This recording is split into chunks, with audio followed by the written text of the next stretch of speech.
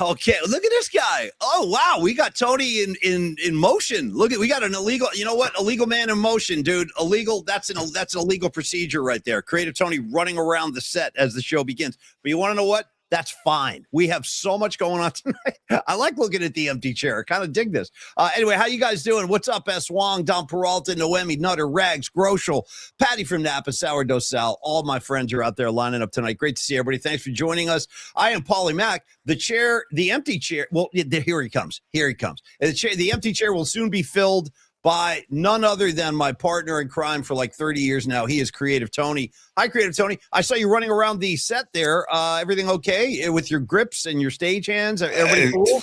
Yeah, dude, sitting in an empty chair. There it is. Dude, I was looking for the William Floyd bar none glove. God bless America. I would have forgotten myself. Let me sweatband up here. While you sweatband up, Paul Mack. Okay, sweatband up, dude.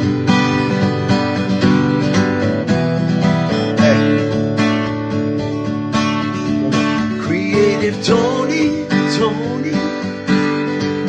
yeah, what you doing now? You got your little league. Yeah, let's take a night reprieve. Gonna be some sweet sounds coming down. Nightlife. Oh, the nightlife. This is your home. Yeah, you know you're not alone. Gonna be some sweet sounds coming down. Oh, sorry, dude. I cut off the song. I hit a soundbite and I forget that it cuts off the freaking song. It's okay. Sorry, it's okay. dude. Sorry. We get the idea. I heard the guitar strums. We're all good in the hood. By the way, Tony, real quick about a little moment of comedy just between the two of us. When you were you started playing the Night Flight song and you took your batting glove and you kind of slapped yourself in the face with it. Major flashbacks to Chevy Chase and Vacation, Tony, like this, hitting himself with the sandwich. I still don't know what that means. And that's the mystery of it is what makes it so funny. He's looking at Christy Brinkley at the barbecue. And first of all, dude, he opens the bread. He opens dude, come on, and come on, boom, starts boom, slapping himself with the sandwich. That's some high level comedy. Okay, Tony. That's exactly why I did it, Paulie. That's exactly why I did it, because I wanted to give a little ode to Chevy Chase when he used to be funny and not so grumpy, and he really made me laugh hysterically with the sandwich in hand. And that was when he was trying to impress Brinkley. Is that right? 100%. 100%. She was having like a soda. I remember she was like sipping a bottle of 7-Up or something at this campground, and Chevy Chase was trying to impress her. Okay, listen, we got a lot to get to tonight, folks. We're going to try and do as much as possible before 8:30, because at 8:30, the legend himself stops by, Larry Krueger. We're all fans of Larry Krueger on the Paulie Mack Show, and I know all you in the audience are too. So we're going to take a very deep dive into 49er matters, we'll just say. Because it's not just football anymore. We got off. There is no shallow end with Larry Krueger, Paulie. No, there's no shallow. No, we're going to be swimming. We're deep diving. We're the oxygen tanks. But first, I want to make a couple of announcements. The generosity of the PMP audience is boundless. It is limitless, and I will demonstrate that right after I make a special announcement. I would like to start tonight, Tony, by wishing a friend of mine happy birthday. I'm going to call him Big Herm, my friend Herman, who I met through Carlos de la Fuente. Now, these are Sacred Heart boys. Now, I know a lot of people think we lean towards SI on the show. We got a lot of SI in the audience. We have a lot of SI. Well, one of the hosts is an SI guy. That's Creative Tony. But Big Herm and the SH community shouldn't be forgotten. Yeah, nice shot. Night. That's Big Herm on the far left. That was at the that was opening night. That was our opening night party. God, if we only knew what we were in for, Giants wise. But anyway, Big Herm, happy birthday, man. Hope to see you soon. I want to see you at the Christmas party on December 4th. So happy birthday. And by the way, Tony, I mentioned the generosity of the audience. So here's what's happening. We have a couple of giveaways to get to, and I'm going to do one of them right now. So the great Tim Flannery and Jake Peavy. We love both of those guys. They're on their way to the Bay Area right now because they have a weekend of gigs planned. Patty from Napa, Queen of the Scene, Miss PMP 2025. She had an extra ticket for the PV Flannery show at Hot Monk this Sunday. Now, Tony, I'm actually going to be out of town right after the show tomorrow. That's the Hot Monk in Novato. The Hot Monk in Novato. There's two Hot Monks. There's Sebastopol and Novato. This is the Hot Monk in Novato. Yeah. And thank you, Patty. It's the reciprocity. It's the generosity. It's one love on the PNP Familia, Paulie. One love. That's how Keith Richards ends like all his posts online. Anytime he posts something, he always says one love at the end. One love. So anyway, one love for the PNP community. So the great Patty from Napa was like, I have a ticket. I can't go to the show. I can't go to the show either because I'm going to be out of town. I'm going to Mendocino this weekend. But here's what we're going to do. We're going to give away a free ticket for the show right now, courtesy of the Queen of the Scene, Patty from Napa, Miss PMP 2025. We're going to do a trivia question, and whoever can answer this question correctly, the first correct answer we get at pauliespod@gmail.com. Go out there and enjoy some great music. Hot Monk in Novato. Thank you, Tony. Tim Flannery, Jake Peavy. Tony's got the trivia question. What do you got up your sleeve, T? Also, I just want to recommend that you go see Flannery and Peavy if you get a chance. They're in Half Moon Bay tomorrow night. They are in Chico over the weekend on Sunday. No, I'm sorry. They're Chico on Monday, I believe. They're in Santa Cruz on Saturday. They're in Novato on Sunday, and I believe Chico on Monday. They're doing a little mini tour. It's fantastic. Jay Peavy flying out tomorrow. Tim Flannery literally on the road as we speak, driving up from San Diego. So very cool stuff. Paulie, again, we talk about the Tim Flannery, our love for Tim Flannery, and the name of his band, Once Upon a Time. I don't know if he still calls it this, but it was called Lunatic Fringe. Yeah. Lunatic Fringe. Okay, I have a shirt that says Lunatic Fringe. On the back, there is the mantra of the band Lunatic Fringe. If you know the mantra, it's 2 words. If you know the mantra of the Lunatic Fringe, email that to pauliespod@gmail.com. Please don't say anything in the chat. Email us, pauliespod@gmail.com, and we will email you the ticket. You can enjoy Tim Flannery and Jake frickin' Peavy, dude. Yeah. Right there at the Hot Monk in Novato. And if you haven't been to the Hot Monk in Novato, it is a rad spot. It's a killer live venue. And just get there and you won't regret it, Paulie. I got to tell you something really cool about Jake Peavy, the musician, not the Cy Young Award-winning, World Series-winning Jake Peavy. Right. The guitar playing, vocal stylings of a Jake Peavy. Jake Peavy is one of my favorite athletes that I've ever met, for starters. I will tell you guys this. When he was in San Francisco and he had a start, this is the way it used to be. God only knows what they're doing over there now, playing freaking I don't even know the Tasmanian death waltz in the clubhouse. But back in the day, whoever the starting pitcher was got to control the music in the clubhouse. So when Peavy would pitch, dude, you'd go in there, and I'm talking like Sergio Romo's walking around, Javi Lopez. They have no idea. And dude, he's pumping Fire on the Mountain, St. Stephen, Touch of I'm not kidding. It would be all Grateful Dead. But anyway, I got to play with Jake Peavy a couple of years ago there was a benefit gig in San Francisco. He invited me to come and play, and I did, and it was so great. I actually got to meet Jackie Green through that because Jackie loves Flan, and Jackie loves, and rightfully so, and he also loves Jake Peavy. So anyway, it's always a great experience. And Peavy he has the same demeanor on stage playing music as he did on the mound. Like he's passionate, dude. The passion, can't contain the passion. I remember one time Bochy came to get him out of a game, and Peavy didn't want to leave, and he was going, "Don't you come out here! Don't you come out here!" I think Peavy would be a great coach. I think he would make a great coach. Yeah. How about Peavy and Flan as coaches, as a duo? They coach together, they jam together. Amazing. I don't want to speak for Tim Flannery, but I'm pretty damn sure he's done with the whole thing. Oh, no question. I'm just saying in the dreamland of fun coaching duos that know their S about baseball. And I've hung out with Peavy a couple times myself, and one of the coolest cats around. He gives me Sturgill Simpson vibes. Oh, dude, I can't believe you just said so. Yeah, that's wild. Dude, the particles have been flying this week. There's been so many weird coincidences happening all week long. But on that note, it's a crazy call you just made, man. Say that again.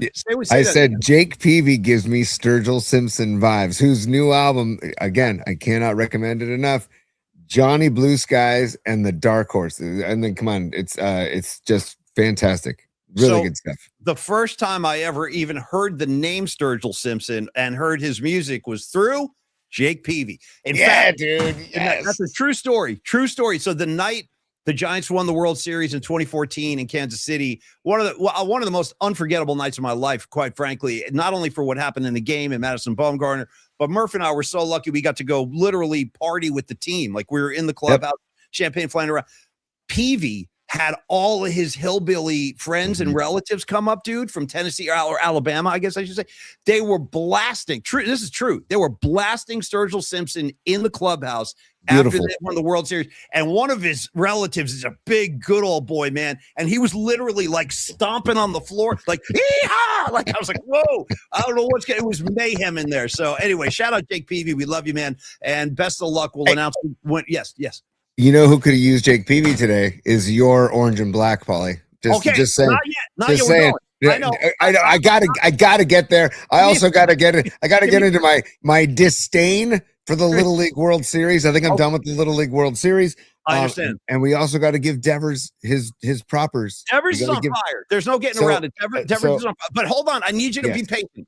I gotta let me execute this SEO. And I got business time too. We got supers, just a little patience. Tony. Yeah. Sorry. It's almost too much. I've been walking the streets at night. I'll back it, dude. I'll back patience all day. Yeah. All day, dude. My favorite part of that video, the video patience, is at the end, like during the part you just did. I've been walking the streets at night. They show Axl Rose. He's on the phone in his hotel room. He's talking to me. All of a sudden, dude slams the phone down and starts kicking the phone with his boot. Remember that? I was like, I love this guy.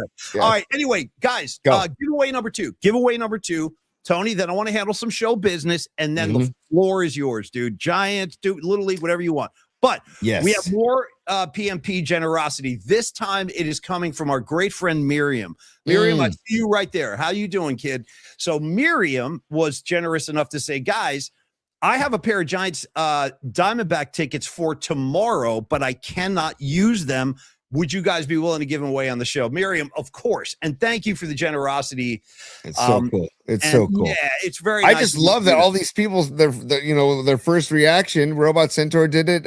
Last week, Pine Needle did it. Like, that they want to give away the tickets to our familia. It's just, thank you all. And we'll continue to do it too anytime we can, whether it's Who tickets, Metallica tickets, whatever we got, we're going to share them with you guys. But right now, this is Miriam's moment. So thank you, Miriam. And she's got 2 tickets for the Giants D-backs tomorrow. Same procedure. Email the correct answer to the following question at pauliespod@gmail.com. Okay, so I was talking to Tony before the show. I go, Miriam's giving us tickets. What do we do? He goes, you got to do a trivia question about something we just talked about on the show. Don't make it a sports trivia question, because then they can look up the answer, and that's too easy. So I said, okay. Yes. So here's what we're going to do. This is extremely unorthodox, but I think Jake Peavy would appreciate this, and I think Tim Flannery would too, because they have great senses of humor. And let's be honest, I think they enjoy an occasional dip into the herbal delish community. So herb is a plant, Paulie. Herb is a plant. Give it to me. Oh, okay, sure. Where is it? Herb. Herb is a plant. Remember, that's our fantasy football team name this year, Paulie. Herb is a plant. By the way, I just got some herb from a plant that BC grew. So if you're interested, I got you covered. I got to. Yeah, BC all damn day. And Paulie. Herbs are good for everything. 100%. I agree. I agree with Bob Marley on that. Herbs are good for everything. So, you know, Paulie, if I get a new plant for the show, I might name it Herb. You should. You should name it Herb. Yeah, you really should. Anyways.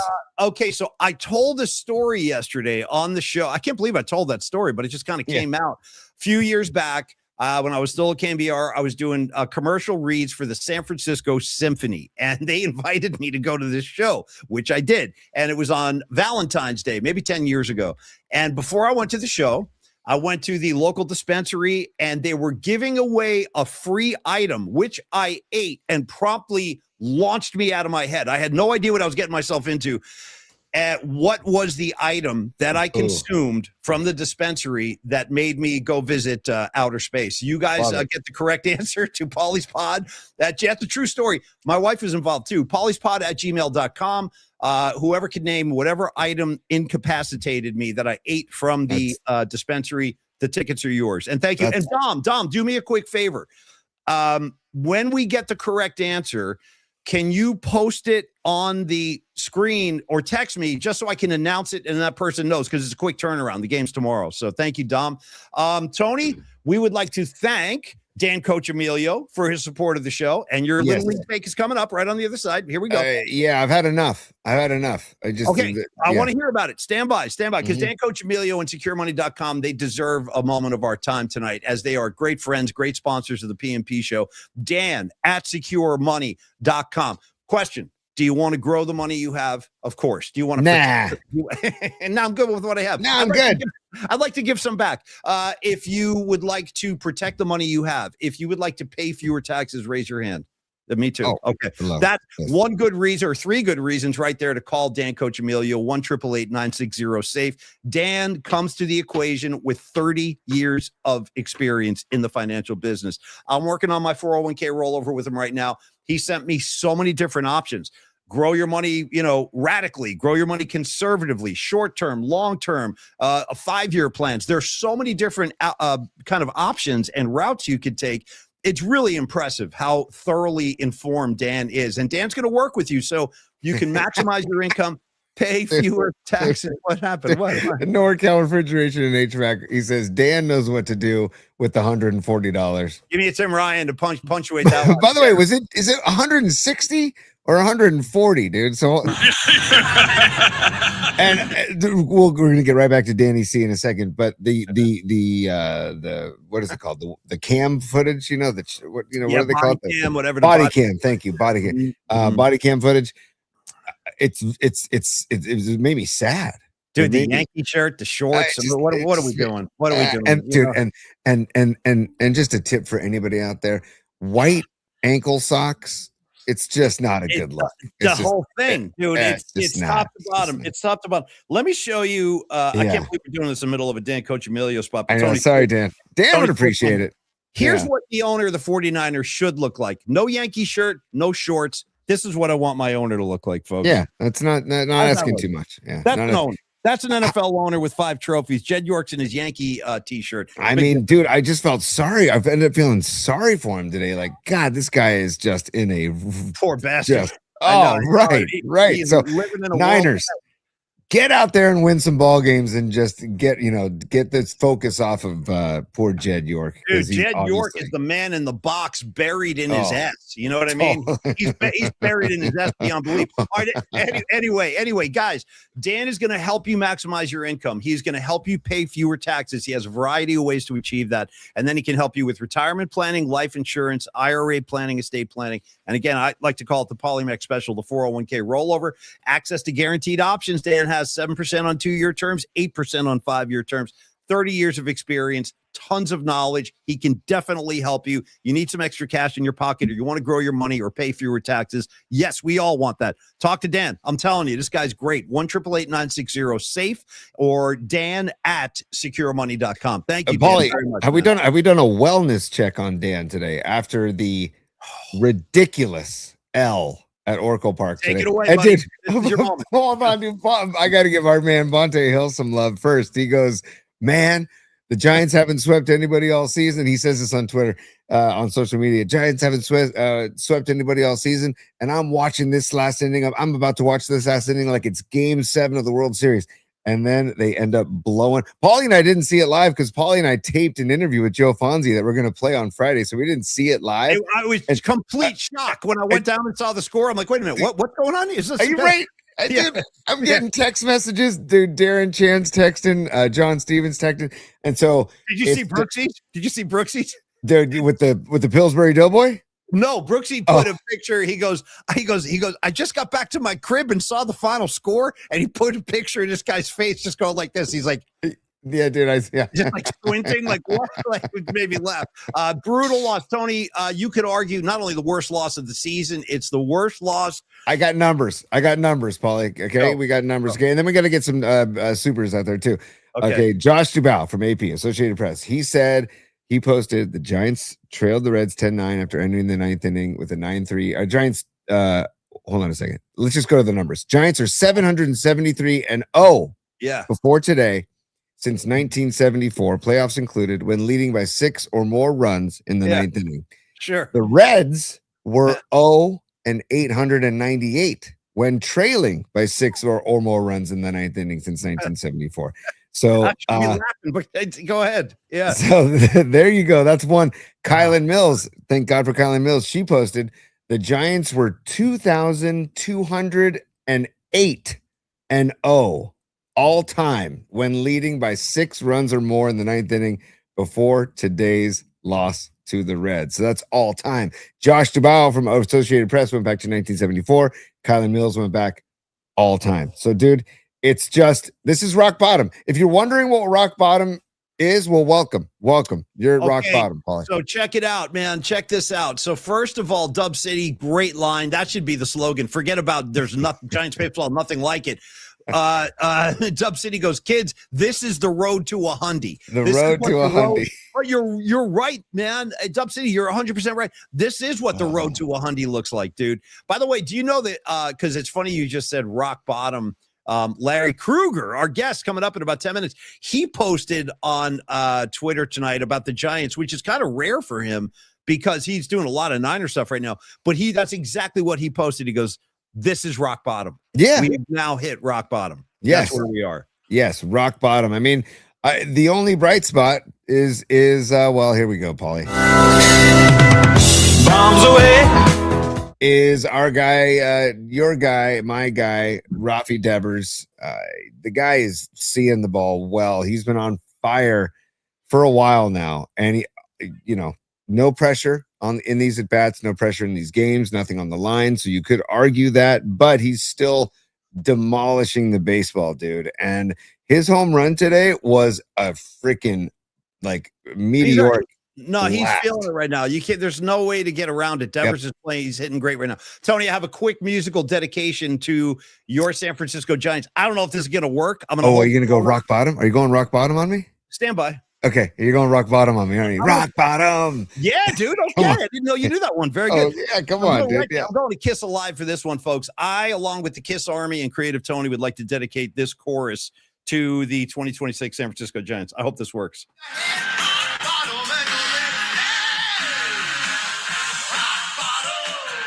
Come on. It worked. It worked for me. One more. There you go, kids. Rock bottom. We're singing it. We're playing it and singing it tonight. That's the first time we've ever played Kiss through my phone on the show. That's a first. It's I love it. Fine. Go on with your bad self, Paulie. But the Devers thing, you have to just, I mean, it's such a frustrating season. You got to find a bright spot somewhere. Listen to this, Paulie. This is from Sarah Langs, S. Langs on sports on social media.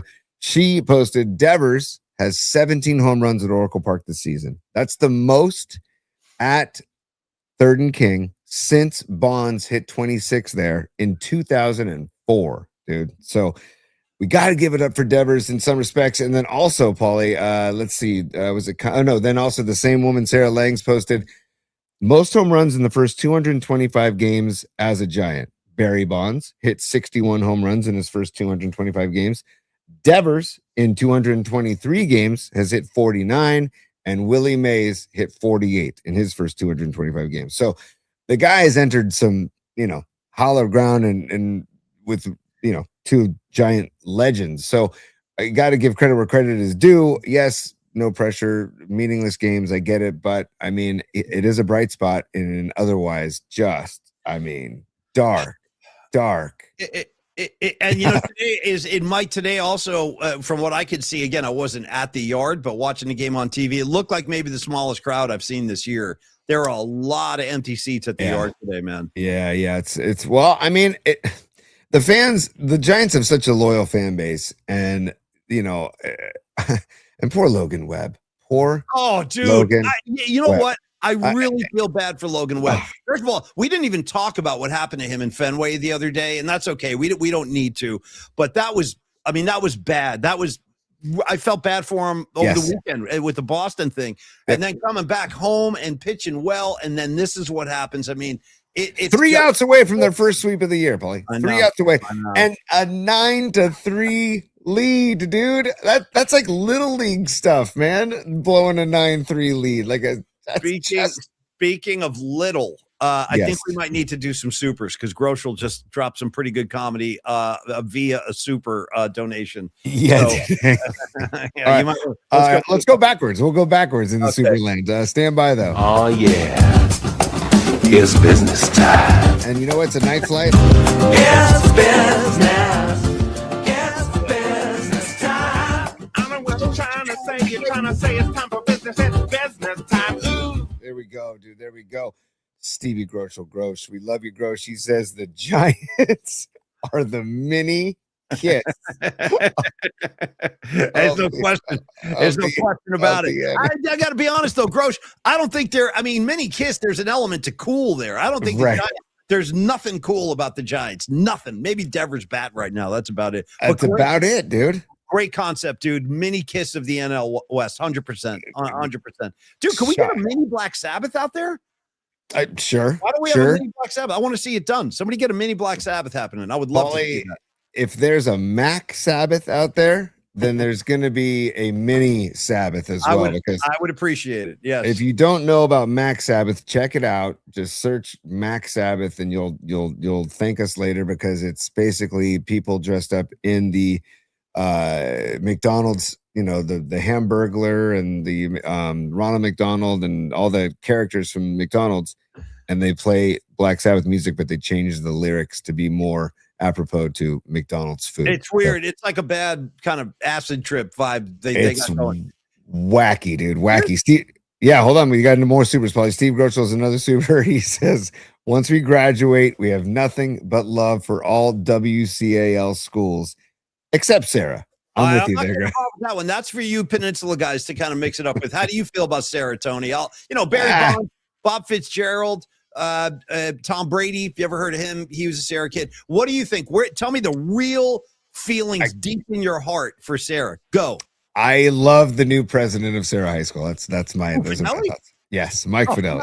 Fidelli for life. This is another one of our great sales managers at KNBR. Mm-hmm. Let's get rid of him. Let's get rid of him too, and let's send him down to Sarah instead. Yeah. Right. Well, dude, I mean, Sarah High School should thank KNBR for getting rid of him because I think there's all kinds of people thanking KNBR these days. Hey, thanks, man. Thanks for firing that guy. Now we have a better show. Yeah. No, I'm like tomorrow we're gonna have KC from Sacramento on the show, and he just got let go, and it's like, hey, KC.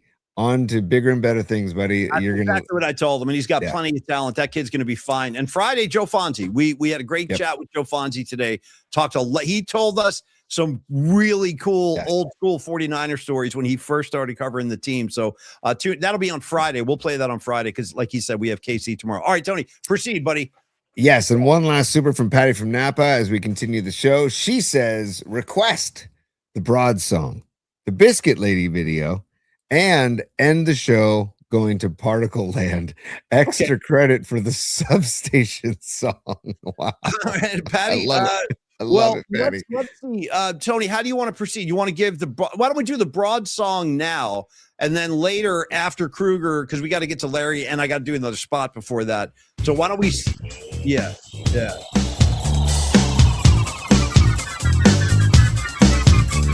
Ladies and gentlemen, put your hands together for the Broads of PMP.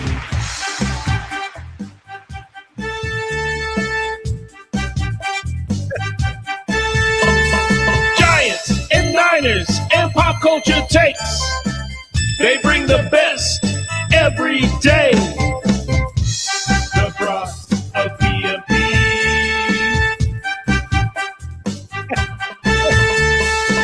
They're not the gals, they're not the dames, dropping facts that are so insane.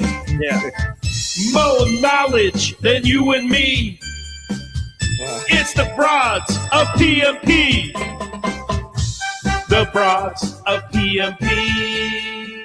Yeah, there we go. Thank you, David Shanklin, a.k.a. Shank, a.k.a. NorCal Refrigeration and HVAC. And Patty, thank you for the super. We will honor, at the very least, we will honor Particle Land at the end of the show. I would love to get Biscuit Lady on as well. We also have the metal version of Taste the Biscuit as well that we could also We almost lost our broadcasting license over that, but we're going to play it again at some point. I guarantee it. And I want to give you and I credit. I think we were on the Biscuit Lady before most in society. We were on it last year. We were on it a year ago. Now Yeah. people are like, hey, have you seen this Biscuit Lady? I'm like, dude, where you been? We've been on it for a year. Okay, real quick. I want to give some love to Longbridge Pizza. Then we're going to bring Larry Krueger in. But one comment, because if you listen to the lyrics of that song, and I do want to say, Shank, you know what's really good about that song? Your phrasing. Dude, your phrasing is really, really good. Like the timing of the lyrics. I like what you're doing there. But he said the broads have sports and pop culture takes. Let me give you a take from the PNP broads that I just saw like 2 minutes ago. This one comes from one of our favorites. She is Bonnie Scarlet Fire. You ready for this take, Tony? This is all she said. One sentence. Tony's eyebrows are on point tonight. Okay? I saw that, Bonnie, and I loved it. I freaking loved it. We're talking about Tony's eyebrows. And once you pointed that out, you're not wrong. Those eyebrows are looking damn good. Very thick and lustrous. Yeah. Well, you're not going to get cheated. My eyebrows are there's definitely a lot there. No, the ladies have responded, brother. The ladies have responded. Okay. You know what else? Thank you, Bonnie. You know what else the ladies respond to? They respond to Longbridge Pizza, like any upstanding citizen would. 2347 3rd Street in the Dog Patch. That's how we're doing it. Go on down there, join the Vibe Tribe. They have what I consider to be some of the most unique and best tasting pizza in the entire city, if not the Bay Area. Why? Because hello, Paulie Max Pie. Because they have the sourdough crust. I'm calling it their secret weapon, man. Neil Tenardi's down there flipping pies, trying out new recipes, making all. And I love the way he honors all of his kids with pizzas named after his kids. The Joey, the Nico, the Sophia. It's awesome. Dude, I want to start. You know what, Ray? If you run out of kids, let's start naming one. Give me a Ray. You know what I mean? Name one after your brother. Like let's get everybody involved. The Mama Denardi pizza, all of that stuff. Anyway, a lot of you guys know Neil and the Denardi family. They're such good people, and they're really serious about their food. Like they love to treat their customers well. You'll feel right at home. My man Steven's making some of the greatest playlists I've ever heard while you're eating your pizza. Private parties can be accommodated. And Tony, why don't you show us whatever you have up the video cannon tonight? Because I love watching the footage of Neil's food as well. Well, tomorrow is when they do the Detroit style squares, and you know I love me some Detroit style square pie, Paulie. And this one is the sausage and peppers Detroit style square. Oh, that looks good. Oh, right, that looks really good. Look at that thing, and that's all sourdough as well. Every pizza they make is sourdough crust. And on Thursdays they do the Detroit style square pizzas. Wednesdays they do the sandwiches with the Vinny's Gabagool and the meatball sub and the drunk cluck and the chicken parm. And then Tuesdays they do the chopped cheese and the smash stack burgers. So get in there. And then of course pizzas every day except for Mondays when they're closed. Also, Paulie, we hired Neil to cater our horseshoe tournament this coming Saturday. And you can do that if you want to hire Neil and Gilbert and the rest of the staff to come to you. He'll bring the pizza wagon to you. And if you just email them events@longbridgepizza.com, hire Neil. There's friends of mine that have done it. There's friends of PMP that have done it. And he brings the pizza wagon to you. And it's fantastic. You got pizza coming, and I promise you, you're going to leave with like boxes of pizza at the end. Yeah, you are. That's exactly right. In fact, they showed up at the gig at Winters on Sunday in Pacifica. There was 8 boxes of pizza there. Thank you, Longbridge. We love you guys, and we appreciate the partnership. You know who else we love around here? We love our friends, and we love our colleagues, and that would be one of the guys at the very, very top of that list is my good friend Larry Krueger. I worked with him at KNBR. Creative Tony worked with him at KNBR. And as we said last year, Larry was really helpful when Tony and I were trying to figure out how to do this. Like, Larry, what do we need? He helped us with the gear. He helped us in terms of like vision, what the show should look and sound like. So we owe Larry a lot, and we love this guy. So let's bring him in. Time to talk some 49ers with Larry Krueger. Yes. He's not in the green room yet, Paulie. He just sent me a text. He said, I'm ready. He's not there. I don't I don't see him. He's not in the green room. I'm ready. I see you, Lair. I see the text, but I don't see him in the green room. Let's see. Dom, maybe he can jump in the green room with us and see if there's something going on, because Paulie, maybe just text Larry to make sure he clicked enter the studio. I don't know what to tell you, because he get into, doesn't he? I know, but he's not there. I don't see him. Here's what we're going to do. He was texting me. You're not wrong. Whoever said that low Steve, no Wemmy, you're correct. He was texting me. He said he's ready. I don't know. Wild. Tommy, why don't you call Larry, see what the hell's going on? If he needs help, give him a hand. Because I don't know. Hold on. We're getting more here. We're getting okay. Hold on. Sorry. Oh yeah, send Dom. I'm on it. I'm on it. Okay. Meanwhile, I just want to say, Little League World Series. I try to watch this with the truest emotions and spirit for the kids. I'm all about the kids, these 12-year-olds and 11-year-olds that are getting the chance of a lifetime, once in a lifetime, to play in the Little League World Series. And I see a video last night of kids stealing signs and relaying signs from second base to the hitter. And by the way, in the Little League bylaws, international Little League bylaws, that is illegal. I got to stop you. I'm sorry. Go. I really apologize. I know you're in a passionate Little League thing. We got. Oh no. Krueger, Larry is texting me right now and he goes, I clicked the link that he sent me and I don't think it's working. I got Don Peralta on the case. Okay. So everybody stand by. I don't hang tight, buddy. I don't know what's going on, man. Let me see. Yeah, I can hear. What I'll do, Paulie, is I'm gonna send him the link as well, just as a backup. Good. Just as a backup. And then I'll get back to just ripping the Little League World Series, because stand by. I'm just gonna say PMP link. Oh, this is awesome. Yeah, this is amazing right now. I'm typing messages. This is crazy right now. All right, I just sent it to him again. We'll see what happens. But Paulie, back to the matter at hand. Back to the lesson at hand. Okay, so what? Kids were stealing signs, you were saying? Yeah, dude. And at first I'm watching this video, and I see if I can pull up the video too. I'm watching this video and I'm like, there's no sign stealing going on. And then you watch the video longer and longer, and it's like, oh man, this kid is relaying signs, and you can tell. And I'm like, that's illegal, number one. And I think it's a game suspension or kicked out of the tournament. I forget what the penalty is, but that's my reason number one for being so ticked off at the Little League World Series. And then I see today that Canada had a big upset of South Korea in the Little League World Series. Props to Canada. Love it. Congratulations on the win, Canada. People on social media were commenting on South Korea was such a huge favorite. They were minus 7,000 to win. Dude, there's betting odds and gambling odds on the Little League World Series, on Little League Baseball, dude. We've lost our collective minds, dude, that when we're putting odds and Canada was plus 1,200 to win this game against South Korea. And I'm sitting there going, what? And so remember I told you this the other night. I was watching Little League World Series, and what's her name? Kinley Rasmus for Alabama. Just an amazing story. Striking out 14. Yeah. And she just set the record for the most hits by a girl in the Little League World Series ever. She took over Monet Davis's spot as like the top female ever in Little League World Series. But I'm sitting there, and there's sponsorships all over the field, and there's all this money now involved in it. It's like, it just makes me so sick to my stomach, dude, that it just, I don't know. I'm having a hard time watching it, knowing kids are stealing signs and knowing that people are betting on the Little League World Series now. That's kind of that is morally it's gross. It's freaking gross, dude. Little kids. How old are kids? What's the maximum age in Little League? 12. 12? Is that when you max out? Okay. 12. So and by the way, Giants just signed a freaking deal. So did the Dodgers, and so did like 3 other teams with Kalshi.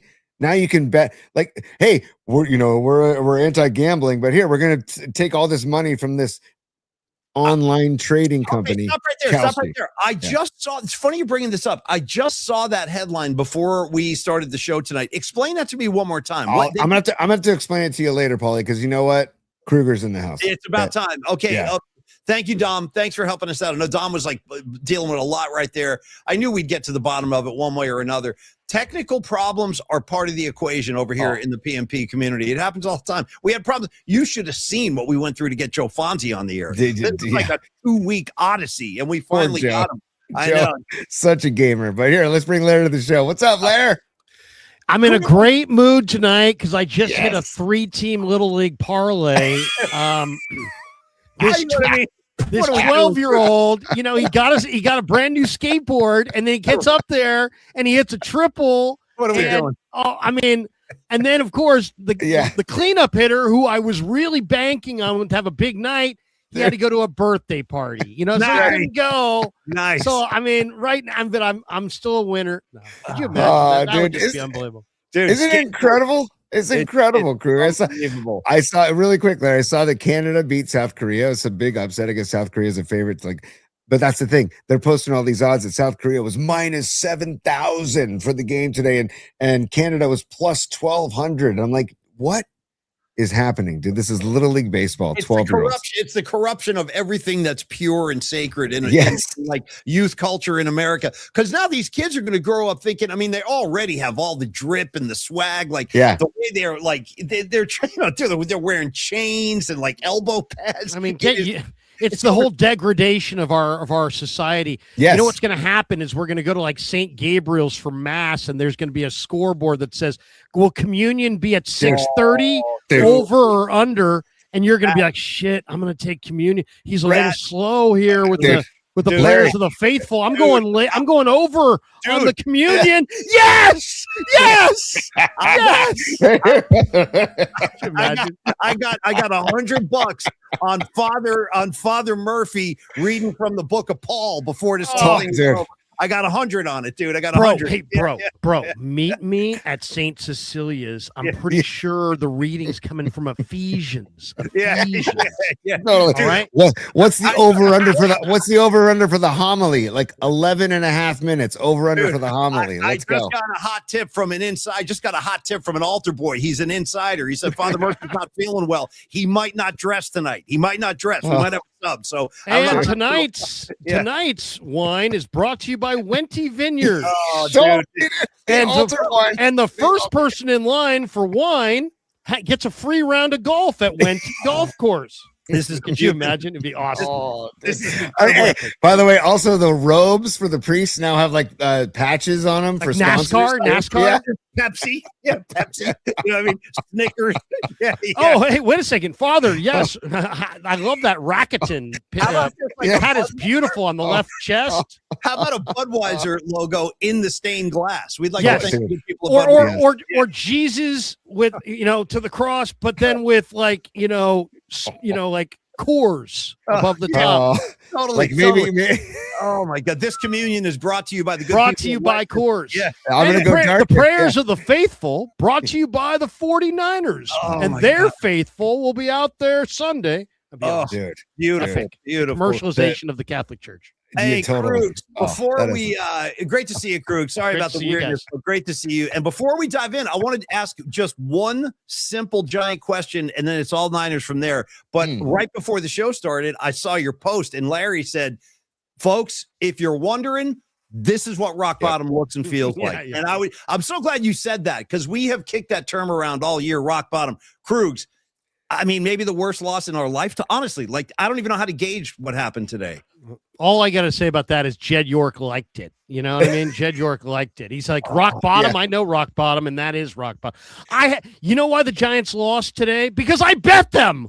Yeah. Because I took a 2-team parlay, Giants Red Sox, and I'm sitting there in the ninth going, they're up 6. I got this. Now the Red Sox lost as well. So I'm the guy who had a 2-team parlay that lost both sides. So I wasn't going to win either way, but still I'm sitting there going, God, what in the heck? Brutal. I mean, but Larry, you're right, dude. Jed should send a thank you note to Vitello and the Giants right now for taking the heat off of him for at least one night. At least one news cycle. Right. Yeah. I mean, and Vitello, stop being so nice. Agreed. Turn over a spread. Agreed. God, I mean, this guy's got the patience of a freaking saint. Yeah. It's like, dude, Al Rosen would have destroyed that place by now. Sabes would have, kicked over the spread. Coletti would have kicked over the spread. You got Tony. He's like, wearing a cap backwards, like he's, he's hanging out at a skate park. It's like, come on, bro. Be pissed. Tony, if you didn't see that, what Krueg is referencing, and I saw that, Larry, that was rough. So Vitello's doing the post-game presser, and he's sitting there. Dude, he's got his hat on backwards, and all of a sudden, in the middle of the answer, he goes, "Oh, hang on, guys," and he turns his hat around. And he goes, "I didn't realize that was on backwards." Anyway, about the game, I was like, "Dude, this is getting worse. Every time I tune in, it's getting worse." So anyway, thank you, Larry. Larry helped us officially realize today is what rock bottom looks and feels like. Okay. Speaking of rock bottom, the owner of the 49ers is living that. He's in that reality right now, Krug. So where do we begin with this whole thing? I mean, it got worse today with the body cam footage, the Yankee shirt, the shorts. I mean, dude, what are we doing, Krugs? Come on, man. It's got to be a cry for help. Yeah. It's got to be a cry for help because no, come on. You're telling me that Jed is this unwise. He lacks this much savvy. He didn't even look right. He got out of the car before. I see these things every day on social media. You guys too. People refuse to get out of the car. They ask for a supervisor. They sit there and they jerk off the cop for 19 minutes as nothing goes on. Jed got out of the car before the guy even really asked for his name. Yeah. And he's like putting his hands behind his back before the guy even told him what he was charged for. And then that's the other one too, where he's like, what's this about? And it's like, bro, you know what this is about. I mean, that's the other, it has to be a cry for help because it is so crashing out. This guy is a billionaire. I looked it up. He's worth $500 million himself. His family's worth $8.5 billion. Yep. You're picking up dime store hookers in trailer parks. Yeah. For $140. I mean, it's just, I don't even know what to say. It's just so over the top. No, it's got to be a cry for help. It's didn't you feel sorry for him, Larry, when you saw the video today? Yeah, I did. I did too. I felt like, you know what? I mean, it's so easy. Everybody hates Jed because he's a rich guy and people hate rich people, which is another whole other topic, which is pathetic. I mean, that's pathetic. If you hate rich people, I mean, why? Because you're a hater? I mean, come on. Yeah. I mean, because he didn't work for it and what you worked for it. I mean, it's just, I don't know. I just can't. I went to school with a lot of rich people in grammar school, and I understand the kind of spoiled rich kid, disdain, but people take it way too far with Jed. And now, of course, the optics on this are just ridiculous. It's probably the biggest blemish on the organization in its history. I mean, honestly, there's nothing lower than this. Mean, that and the helmet change. But I mean, this.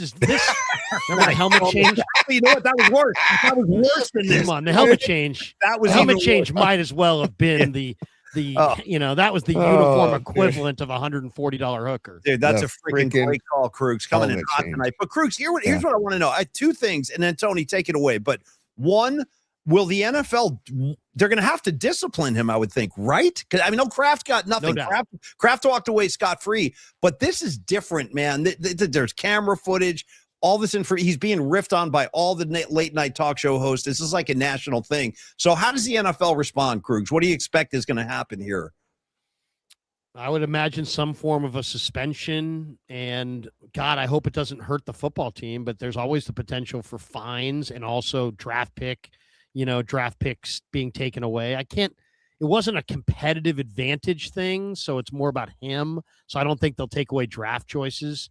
I don't think that the logic on that doesn't follow for me, but I do think there's a very good chance that he, maybe gets suspended and can't be at any team events for a calendar year. I mean, Imagine this. Imagine if the 49ers, who won the 5 Super Bowls under Eddie, the last one being over 30 years ago, could you imagine how catatonic Jed would be if somehow in the year where he was like banished, they won it all? That's what Tony and I were saying, dude. We had that same conversation. Wouldn't that be incredible if all of a sudden the Niners finally completed this mission they're on and they do it without Jed, or without Jed being allowed to participate if the league is going to discipline him that way that Krug suggested? The other thing, Krug, is just in a PR sense, and I guess also like in a human sense, and I don't know what the answer to this question is, but how can he come back from this? Will time heal this wound? Tony suggested winning games will help people forget, but I'm having a hard time in imagining a scenario where he actually comes back from this, faces the media. I can't see it, Krugs. How does he come back? I mean, he ought to try to pretend he's Hasso Plattner and go move to Sweden. Yeah. I mean, first of all, you can't force him to sell. I don't think he's going to sell. No. I think he wants to leave it to Jackson, his son. Jackson's like 12 or something. Yeah, so, I mean, Jed's not going to, they're not selling it, and Eddie D's not coming back. So all those people who are like, and I've talked to Eddie doesn't want to come back. Eddie's perfectly content with his Correct. with his contribution and what he did Yep. and where he's at. He's no desire to be back in. Right. So Eddie's not coming back. The league's not going to take away the franchise. People saying crazy stuff like that. That's not going to happen. But I do think, Jed as can no longer be the public face of this.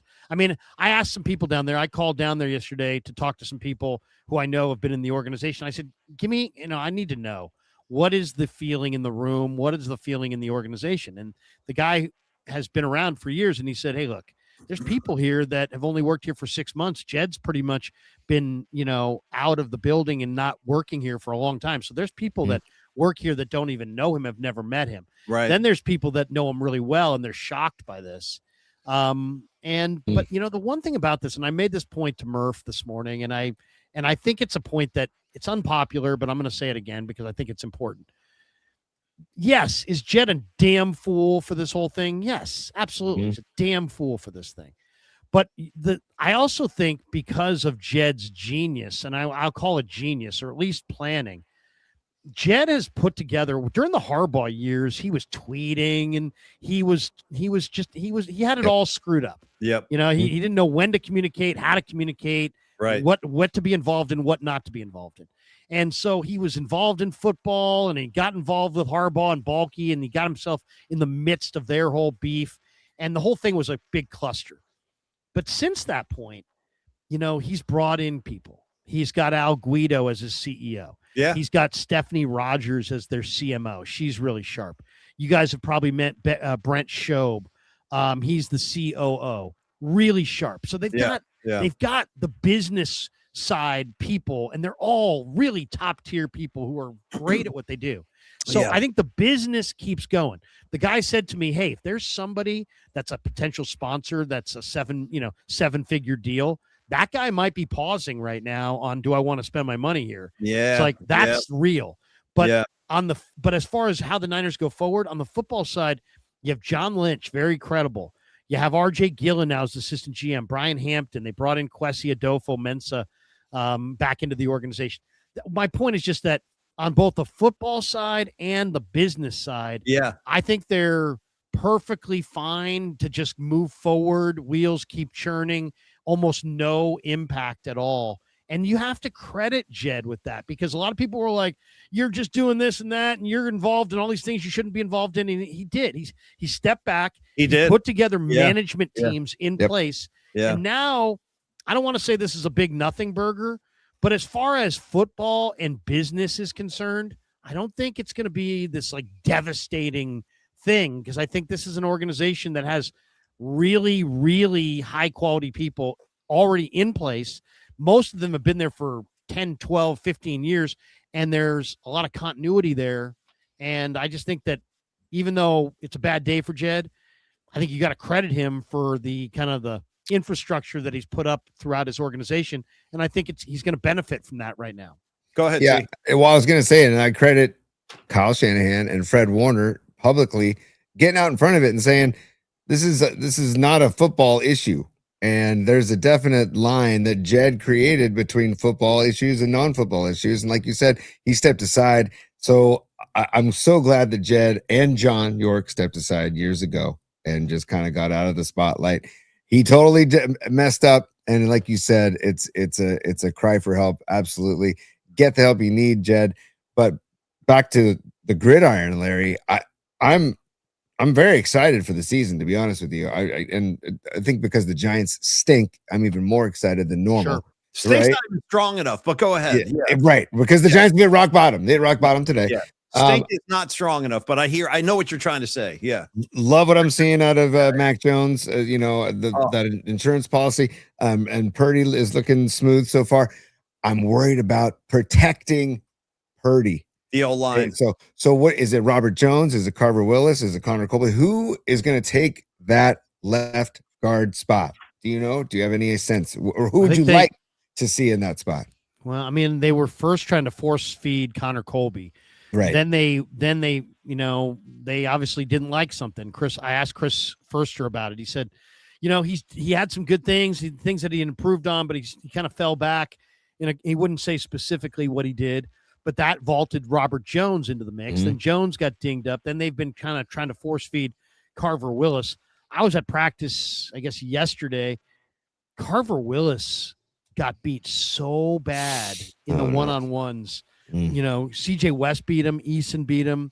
He just got beat, and he was getting beat bad. Spin moves and lunging. And so I don't know what the answer is. I just did a stream just now where I was kind of saying, if it was me, I would try the Colts are going nowhere, right? They're in the AFC, they're going nowhere. Their quarterback is, you know, Daniel Jones. He's out for at least half the year with a torn Achilles.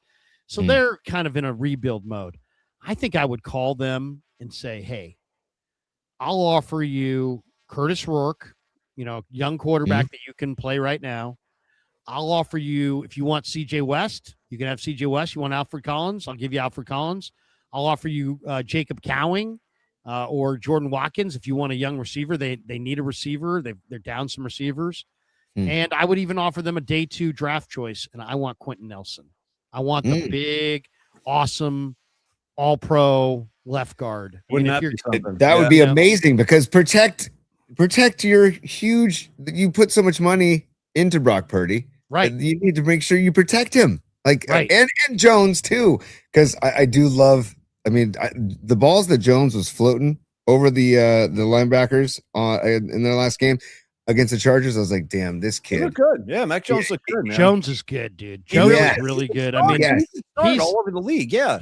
He is one of my favorite athletes that I've ever covered in the Bay. Yes. Dude. And it's amazing, guys. I hated this guy in the draft. Right. I'm like, he's a frat boy, party animal, beer gut. This guy, you know, he sounds dumb. He's this, and then, you know, he's a product of Bama. They need to go with Trey Lance. Dude, you know what I'm saying? So I mean, you know, I used to sign off on Sports Phone 680. Larry Krueger, often wrong, seldom in doubt. You know, and you know what? I just fucked that up so royally. Mac Jones, dude. When Mac Jones walks in the room, everybody smiles. When he walks in the room, the players start laughing. When he walks in the room, the media, the PR people start laughing. When he walks in the room and starts talking, everybody in the interview room lights up. He's the most authentic, genuine, likable dude. He, you know. Did you see him, Krueg? Did you see him? Van Halen? I was right there. Yes. I'm sitting right there playing Panama. We're going to show it. We're going to show it right now, Krueg, because we have people in the audience who haven't seen this. And so for those of you who haven't seen this, it sounds like Krueg's, myself, and Tony have all seen this, just to kind of demonstrate like what Larry's talking about, the kind of spirit he brings to the practice field. You know what I love too, Larry? The fact that his teammates love him. And that's what you want. That's the dream scenario, when your team loves your quarterback. These guys love Mac. So here he is on the practice field yesterday, getting his Van Halen on. Tony, turn this up too. This is here awesome. Here we go. It's outstanding.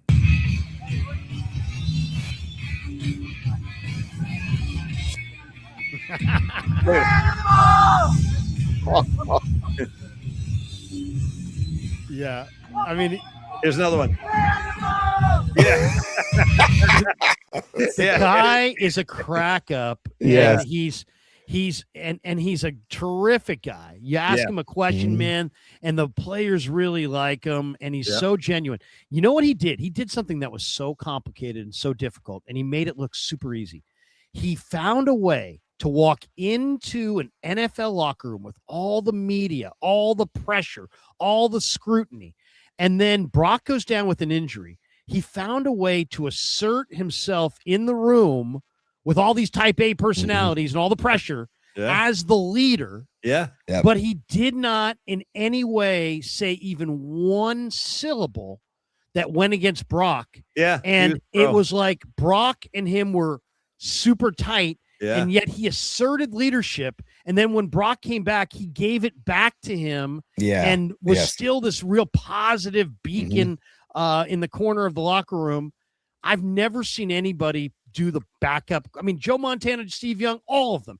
Every backup I could ever think of. Nobody's ever played the backup quarterback role as well as Mac Jones did last year. And you got to remember, he's genuine. He's totally genuine. 100%, Larry. All of that is accurate. And on top of that, you got to realize, and I think we all know this, but Niners don't even get to the playoffs without him last year. I mean, he started 8 games and he won 5 of them, and including one game against the Rams on the road where he got the daylights kicked out of him and he kept getting up and making plays. So, no, I feel the same way, Kruegs. We all love Mac Jones. Love him. I want to ask you, this is kind of a big picture question, but it's unavoidable, man. The fact that as we speak right now, San Francisco 49ers have 25, count them, 25 players on their injury report.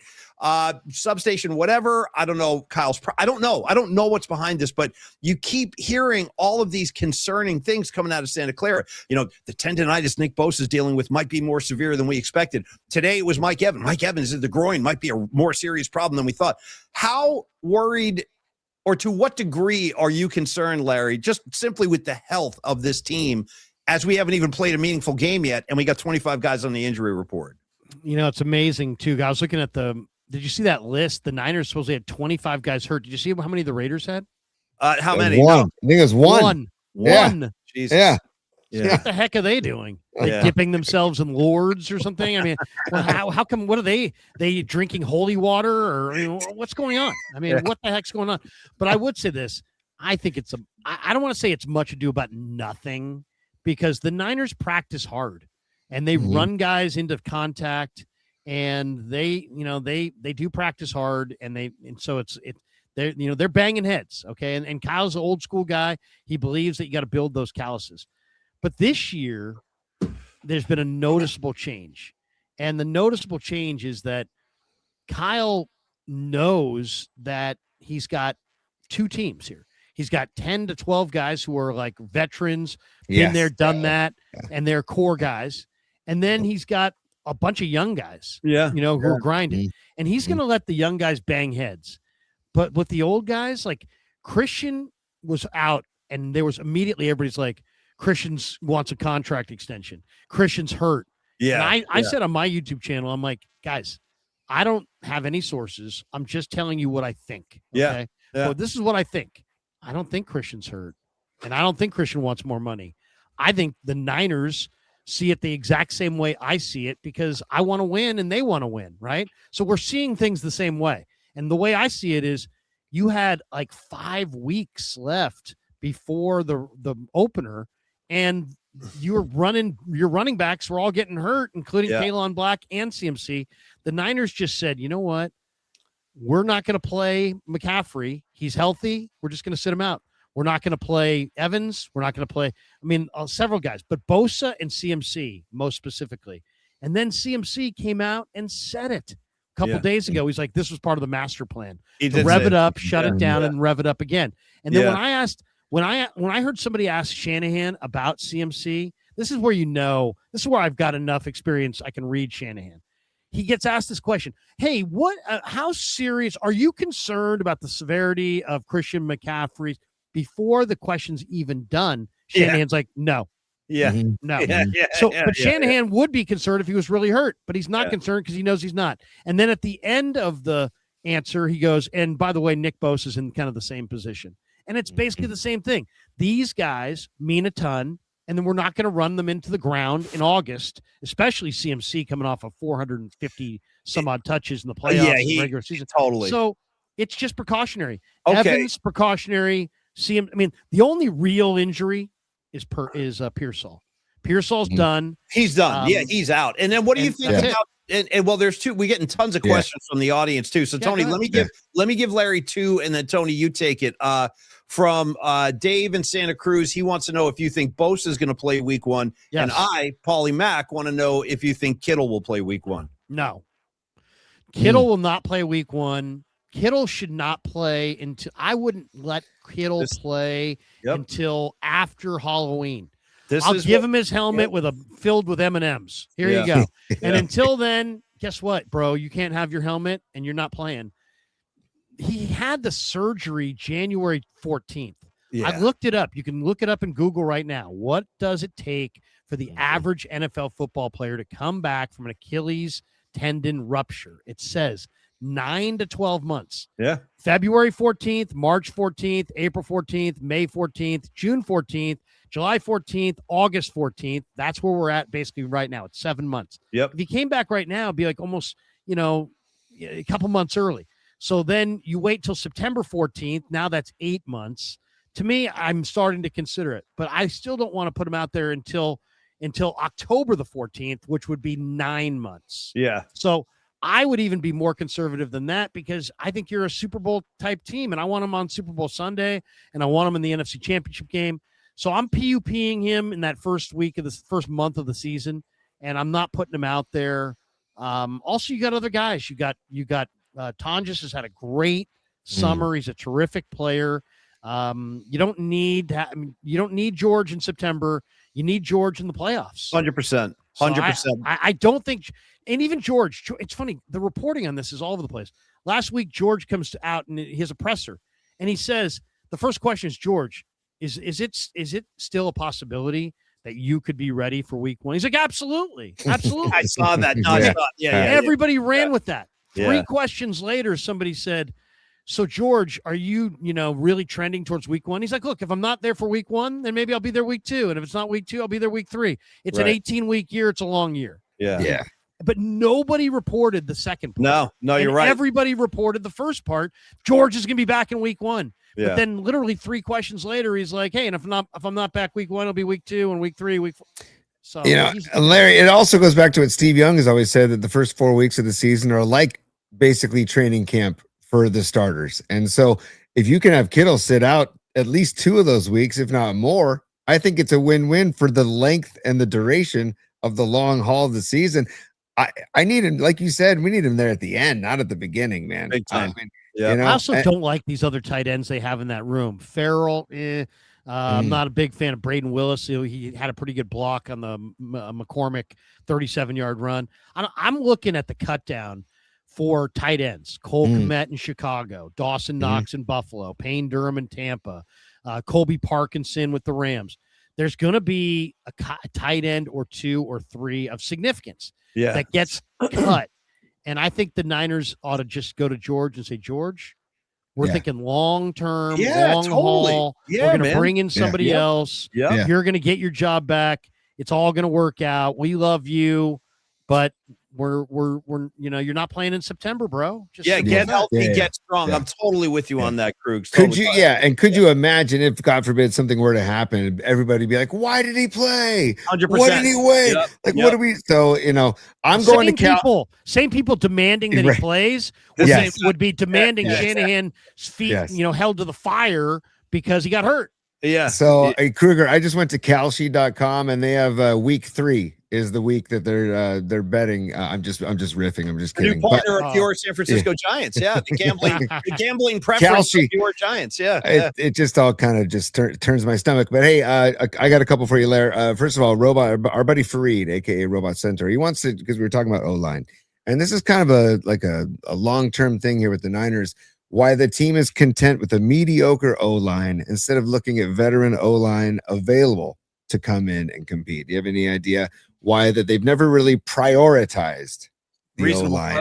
Yeah. And they have the best left tackle in the game. Yeah. They also have I think McKivitz is a pretty good right tackle. Pooney, is not a bad right guard. It's really just Brendel is see what happened was Brendel is they were paying Weston Richburg a ton. Then they were paying Alex Mack a ton. And then they brought Chris Foerster from Miami, and Foerster said, hey man, you don't need to pay your center a ton. I got a guy from Miami I'm going to bring with me, and Jake Brendel, and he can do all this stuff, and he can do it for peanuts. And then then Foerster was a hero because Brendel did step in, and he played really well, and he was a Pro Bowl alternate. Yeah. But I was talking to Greg Cosell the other day, and he watches film for a living, and Greg's like, there's just not enough power there. I don't disagree. He's not wrong. They didn't try to run in short yardage. Yeah. I mean, you can talk is cheap. It's all about action, right? When they had 4th and 1 in the playoffs, did they run it behind Brendel at Leonard Williams and Byron Murphy? Fuck no. They ran some ridiculous option play to the sideline. Well, you know what? You cannot tell me that Jake Brendel is a great center and then run that play on 4th and 1. You just can't do it. They don't. Those things do not line up. I hate the only thing that gives me pause though is, and again, knock on wood, and I hate to be a dick, but there's a strong chance Trent Williams is going to miss a chunk of games as he's done the last few years. Each He looks season great this summer, by the way. He has not missed one practice. Beautiful. Oh, see, I love to hear that. I love it. And why isn't that more of a story? You know what I mean? Too positive. Right. Exactly, dude. Yeah. We don't want to. Yeah, right. I just worry about when Trent, if he does happen to go down, like how are they going to protect Purdy, and if Jones plays as well? That's what worries me. Worries the question from Fareed. The same thing. It's just it worries me, and I'm not comfortable. I mean, look. I mean, I think we've all been watching football long enough to know that probably every team has at least one guy that's not a quarterback that they can't lose. And I don't know, who it is for every team, but on the Niners, it's probably Trent. Yeah. And then if it's not Trent, it's probably Bosa. So it's like you got to have Bosa, you got to have Trent. So it's just kind of the way it is. You can't, you can't. You see it in the NFL. Like, well, how did the Niners get Trent? Well, Joe Staley retired. Yeah. Like they wouldn't have. Like, there's this idea that you have the ready. You got the backup ready to roll. It's like that's not the way it works. You have one premier left tackle, and then when that guy retires or whatever, then you go get another premier left tackle, and then you just pray they don't go down. And if they do go down, you're kind of just screwed. You're just gonna have to go with what you got. So, Krueg, few more for you, and we'll let you get going. But Tony and I have been very high on the following youngsters that we've seen in preseason so far, and I get the defense. Or just very high. Well, both. Actually, it's a combination. Over here in the PMP show, you know how we do it, Krueg. It's a combo platter. It's a little of each. It's a little of each. But we love Grayson Holden. We love Deshaun Stribling. We love Kalon Black. Now, obviously, I know that, Stribling hasn't seen real first-team NFL secondaries and coverage, but I'm still encouraged by what I'm seeing.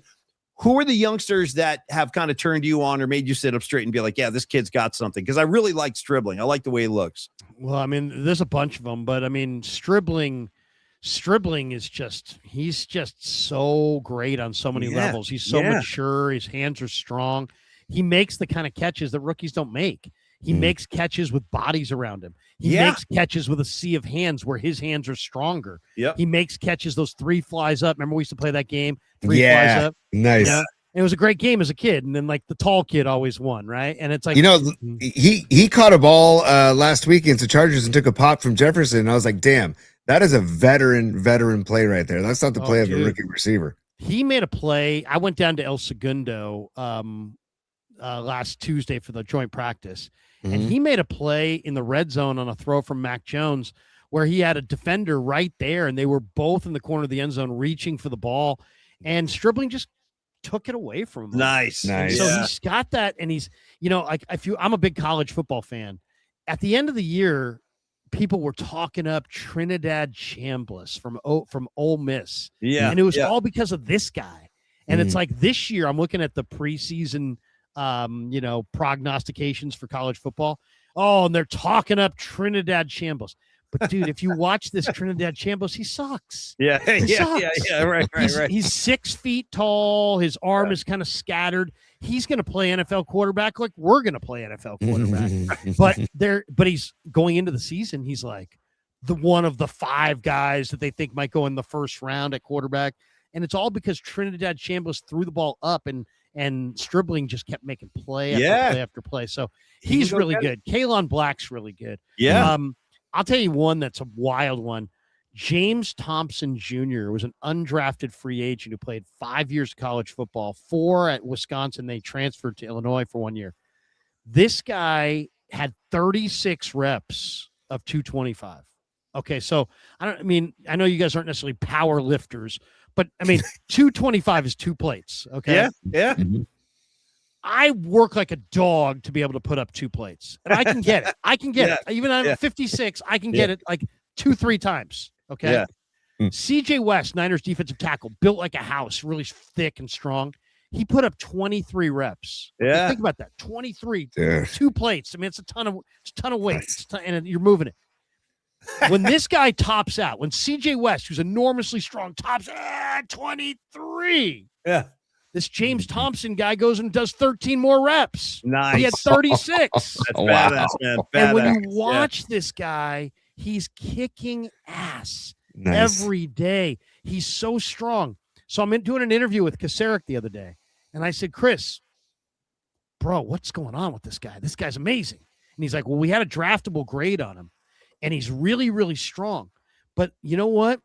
Unlike a lot of really strong guys who don't know how to play and don't understand the leverage points, this guy's really strong, and he knows exactly where the leverage point is on the blocker. Yeah. So he's great inside.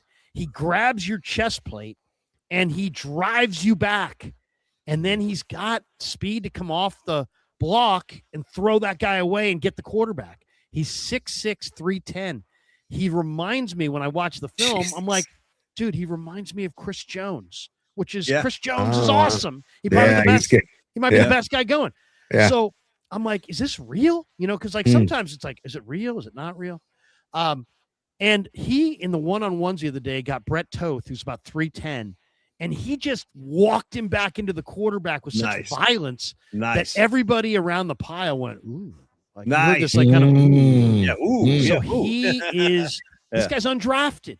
And, Beautiful. And so I made we do all these YouTube. I've been doing, you guys are on YouTube. You know how this works. I do lots and lots of videos in the off season, right?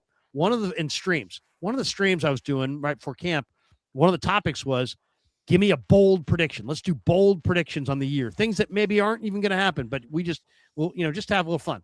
And my bold prediction was James Thompson Jr.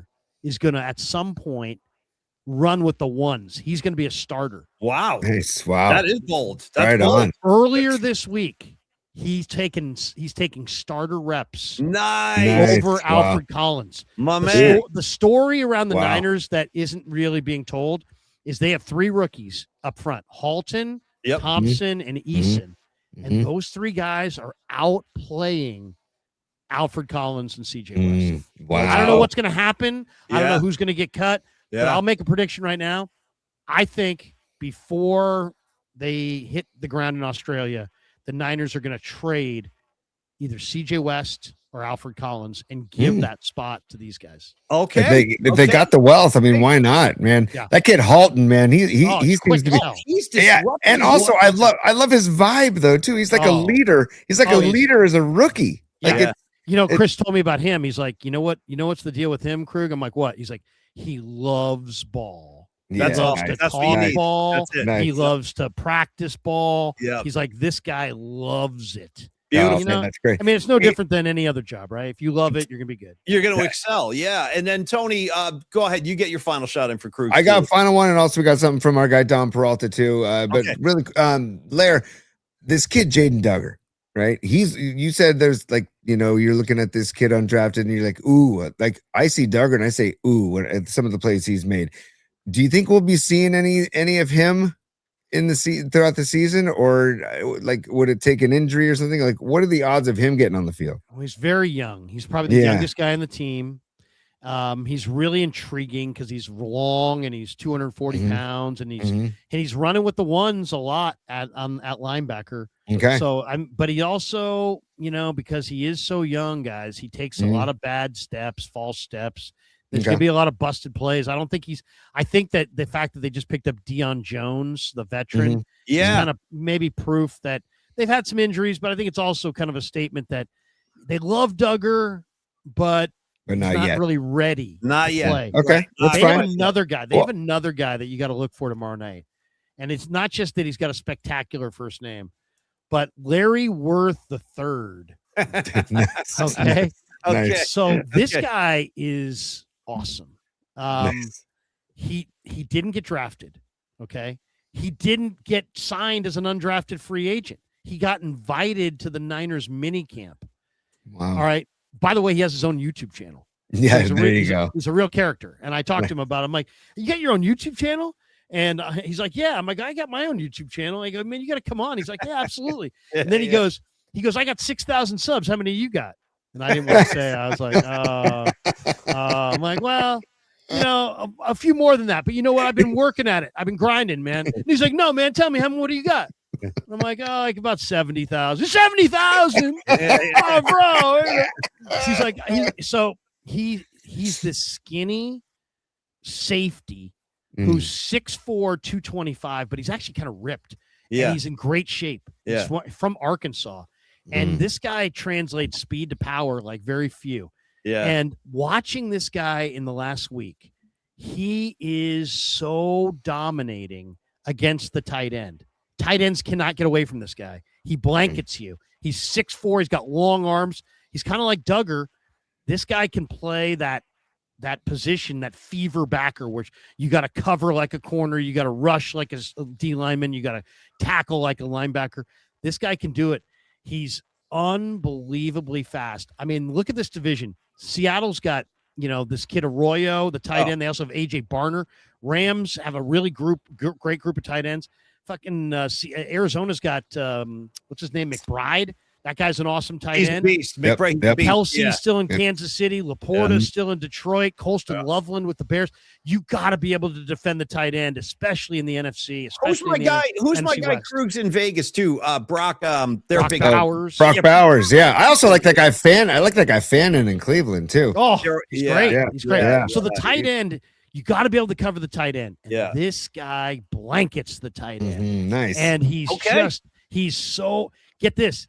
This guy had jumping numbers that were the same as Sonny Styles from Ohio State. Sonny Styles was like a workout freak who lit up the combine and went 9th overall. This guy's got the exact same numbers as Sonny Styles. Nice. And he didn't get drafted at all. Yeah. So I don't know how they got found out about him, but I've been asking different coaches about him. And every time they're like, Jesus, we love this kid. Nice. And then I asked Fred Warner about him the other day. He's like, oh, yeah, I love him.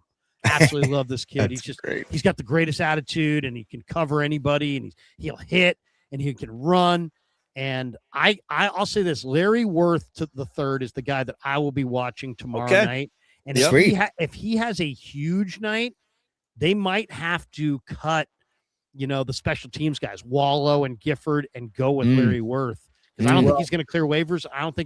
I think Raheem Morris sees him as a versatile, valuable chess piece. And I don't think they want to cut him. So if he has a big night tomorrow night, they may have to figure out a way to keep him. Okay, we're watching Larry Worth tomorrow night. And Krueg, just from me to you real quick, other Niners with the first name Larry. First one I'm going to Larry Roberts, one of my guys back in the day. Shout out Larry Roberts. Tony, you got one? You got another Larry to throw on the pile? Well, I don't know if Lawrence Pillars ever went by Larry, but there's Lawrence Pillars. That's good. Don't forget on the Giant front, I was a big Larry Herndon fan. I was 31 in my heart. Yeah. And not to mention that I'm a big Curb Your Enthusiasm fan, and nobody makes Larry sound like a fucking asshole more than Susie. Larry, you fucking creep, Larry. Nice, fucking man. Larry. Nice. She is. I mean, Susie. I got a friend. In fact, my friend. I mean, I probably should keep this down because you guys know him. My good friend. My good friend. He's probably watching right now. Okay. Winston. Oh yeah. Is my good friend, right? Oh, yeah. Winnie is my good buddy. I know. We go way back. Dude, I saw him over the weekend. I know. You know Winnie. You and Winnie, you guys. I was just hanging with him. You were just hanging at Winnie. You've probably seen him more than I have. Me and Winnie have twisted so many, I can't even tell you. I've been involved myself. Yes. Me and Winnie have hung out. Well, his wife is, ex-wife. Yeah. When I would call his house, oh boy, she'd be like, Winnie, who are you talking to? No, I know. Listen, and then he'd be like, it's Larry. And then she'd be like, Larry, is this you? And I'd be like, yes, it's me. Like, oh, and then all of a sudden, the sweetest, how you doing, Larry? Yeah. And then she'd be like, Winnie, when you're done, you better get up here. Oh my God. We're not going to talk when we're done. Yeah. Winnie is my favorite. Winnie's wife. She sounds like Jeff's wife from Curb Your Enthusiasm. Oh, nice. Larry, you sick fuck. Oh, hey, Larry. By the way, I got to say this. Do you notice, because I do, that Larry in almost all commercials is the asshole?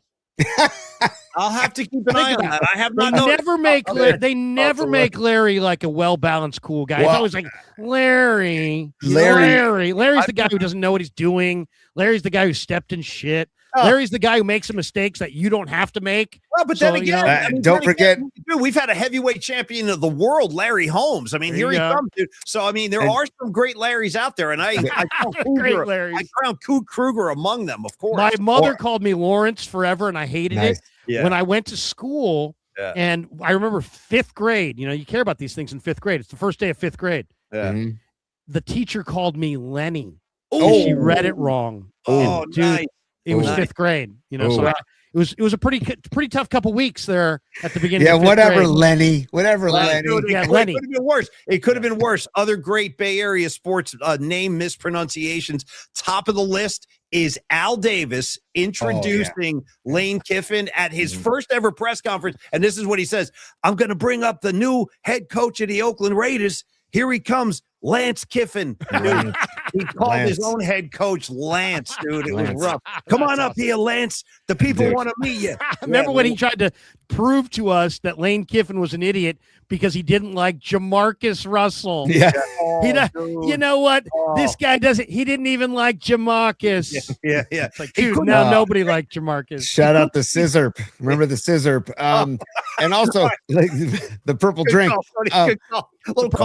No, not the purple drink. The purple drank. Drank. Yes, the purple drank. Yeah. But also, Larry, you could go down to the Regal Beagle and hang out with Larry from Three's Company. Another asshole. Another asshole. Used car salesman, no less. Selling used cars.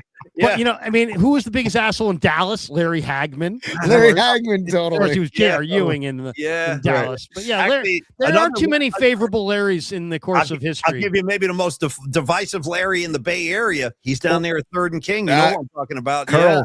Yeah.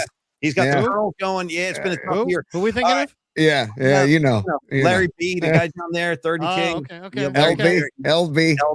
Oh, there you go. Okay. Our guy. Yeah, dude. The other day, I heard he was dropping Murph and Max all over the place on the morning show. Like that. I was reading about it in the paper. I'm like, oh boy. All right. Anyway, Tony. Final question for Krueg from Dom. Yeah. No. That's right. Where is that question? But also, while I'm looking Dom, on the other hand, a great name. Yes. Very powerful name. It is powerful. A lot of mystique. Yeah. A lot of mystique. Yeah. No Dom is getting worked over at school, No, I don't think so. It's no Ephesians Prysock, Larry, but it's okay. Larry's no Big Dom from Sirianni fame in Philly. Dude. I'm not a big gigantic fat guy who's just basically doing nothing except for protecting Sirianni from and put his hands on players. Put his hands on Dre Greenlaw. Greenlaw would have snapped him in half. By the way, guys, one of the things I love about YouTube is I've been able to grow my channel to the point where I travel with the Niners sometimes. Yeah. So my son and I went to Philly for the playoffs last year. Nice. And I talked to Kate Scott. She's a good friend, right? I said, where do I go for the cheesesteak? She says, well, there's all these different places. Go to D'Alessandro's, which is kind of inside. So I had the cheesesteak there. It was amazing. But the pizza in Philly is, dude, it's off the charts. Amazing. Absolutely amazing. But what I was going to say about Philly is when the Niners went in there last year, I'm on the field like 30 minutes before the game. The wind was howling. I mean, 25 miles an hour. I'm freezing. I could barely feel my nose. I'm just freezing. You've got just absolute jackasses 20 feet away, just screaming their heads off. You fucking I've never seen. There's more asshole Philly fans than I've ever seen anywhere at one time. It was amazing. Yeah. Brock Purdy went into that den of house of horrors and just said, no problem. I got this. My house. I got So next time somebody says, Brock's not a very good quote. Dude, I was on that field. The momentum that was in Philly's favor at the beginning of that game was so amazing. I'm like, dude, we're going to get our doors blown off. And 20 minutes later, I'm like, dude, we got a shot. At the end of the night, I'm like, that's one of the great wins in Niner history. Was. It really was. It really was a great win. It was. So, yeah, nice. Okay. Quickly from Don Peralta, he says, thoughts on the Niners signing of UFL Gamblers defensive lineman Jay Joyner today. Joyner. And Joyner. Sorry. He was on my YouTube channel leading into the draft. I had him on. Nice. Somehow I hooked up with his agent. We had him on. He's a super sweet, nice guy. He played for the Golden Gophers, and he played opposite this guy, Danny Strigow, and the two of them just were awesome bookend pass rushers. He's 260. He's not the crazy athlete. I mean, he's not a great player. He's a borderline player, but he's got some athletic ability. He can rush the passer, and I'm sure he'll be pinning his ears back hunting quarterbacks tomorrow night, because this is it. It's like, sign today, play tomorrow, and if you play well, you might make it, and if you don't, you probably cut. So but he's a good dude, really good dude. And lastly, how's Upton Stout looking? I'm an Upton Stout guy, and I'm so excited to get him. Big year. Stout's gonna have a big year. He should. Yeah, he's an amazing player. He sits at his locker like just a caged animal, ready to roll. He's just so intense. And I asked him, I said, I'm like, bro, you just look like you're just ready to go. And he's like, I am. I'm ready to go. and then like in the off season, you saw his workout tapes. I mean, he's working out like a fiend. He's a lunatic. Yeah, running hills and just getting better. I mean, if they could clone a player, I think they would clone him. I know he's small, but he, what's the old saying? It's not the size of the man in the fight or the dog in the fight. It's the fight in the man. Yeah. Dog, fighting the dog or whatever, whatever. You know what I'm saying? This guy's got tremendous fight. And if you could, I would take this guy. I'd play him at safety if they needed to. They got a lot of corners. If you don't have the safety play you want, you got a bunch of corners. Maybe you move Jack Jones to that slot and play this guy at safety. I think he's really, really talented. I think he's a terrific young player. Kruegs, listen, buddy, we love you, man. And it's always a pleasure getting your takes, your comedy stylings, all that stuff. Oh, and also, Kruegs, make sure you give Kevin our best, man. Give the kid a big hug from Paulie Mack. And thanks for coming on tonight, brother. We love rapping with you, Kruegs, and we'll definitely do it again during the season. Dude, anytime. Love you guys. Big fans. I always tell people, I'm doing a show with Tolbert on his channel next week. Nice. Going out to the backyard. Looking forward to that. And I do take a lot of pride in seeing my radio brothers rise up and conquer this new world and thrive in it. And Tommy's doing it. You guys are doing it. And as you guys know, it's not easy to do, right? It takes a lot of work. It's a grind. It's a lot of work. Yeah. And it's a process, but it's a great road to be on, and just stay on that road. Thank you, Kruegs. Much love and respect, and have a great night, dude. We'll talk again soon, brother. Be well. Sounds good. Appreciate you. Later, Larry. Thanks, brother. There he is, everybody. Larry Krueger. Watch him on the Krueg Show. One of my all-time favorite guys. Tony, what I'm going to do very smoothly, very deftly, if I may. I don't think I've ever said that word on the show. Tonight's the first.